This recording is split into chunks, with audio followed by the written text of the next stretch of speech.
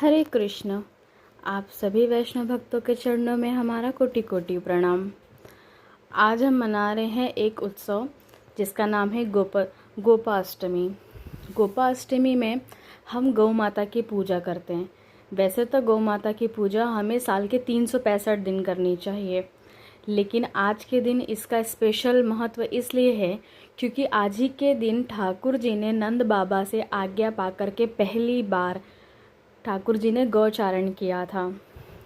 ठाकुर जी गौ माता की इतनी सेवा करते हैं, उनका इतना ध्यान रखते हैं, इतना प्रेम करते हैं गौ माता के प्रति, इसलिए उनका एक नाम गोपाल भी है। गोपाल का मतलब होता है जो गौ की रक्षा करे, जो गौ की सेवा करे, जो उनका पालन लालन करे, उनको गोपाल कहते हैं। तो ऐसे ठाकुर जी का एक नाम हमारा गोपाल भी पड़ा है।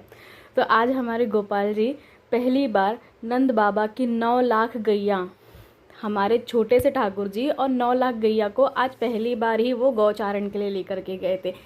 उसी के उपलक्ष्य में आज गोपाष्टमी मनाया जाता है, जो कि कार्तिक मास के शुक्ल पक्ष में आता है।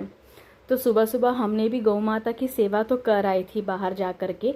गौशाला नहीं, हमारे यहाँ पर ही गौ माता आती हैं, तो हमने वहीं पर ही सेवा कर ली थी उनकी।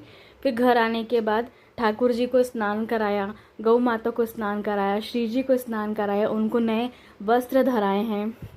फिर गौ माता जो ये हमारी है ना, ये वृंदावन से ही आई थी और जन्माष्टमी पे ही आई थी, इसलिए इनकी भी सेवा हम रोज़ करते हैं। पर आज के दिन स्पेशली गौ माता के अंदर ना 36 करोड़ देवी देवताओं का वास होता है। तो आप सोचिए, जब अगर हम एक प्रणाम कर लेंगे तो 36 करोड़ देवी देवता को हमने प्रणाम कर लिया। और गौ माता तो इतनी सहज है जो हमें माँ रूप में ना जाने कितनी चीज़ें हमें प्रदान करती हैं। तो इस भाव से ही सही ठाकुर जी की सेवा, ठाकुर जी कहते हैं कि मेरी सेवा एक बार बाद में करो, पर गौ माता की सेवा या मेरे भक्तों की सेवा तो सबसे पहले करो। और उनकी एकदम अतिशय प्रिय है गौ माता हमारी। तो इसलिए आज के दिन जो भी वैष्णव भक्त हैं, ठाकुर जी के प्रेमी हैं, ठाकुर जी की सेवा करते हैं, जिनके आसपास गौशाला हैं, तो आप जाएं, गौ माता की सेवा करें, उनको तिलक चंदन करें, एक वस्त्र आप छोटा सा पटका वगैरह चढ़ा सकते हैं, उनके अंदर आप माला पहनाइए, आप उनकी परिक्रमा करिए।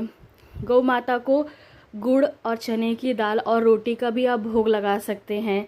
घास मिलती है, सानी मिलती है, आप उनको भोग लगा सकते हैं।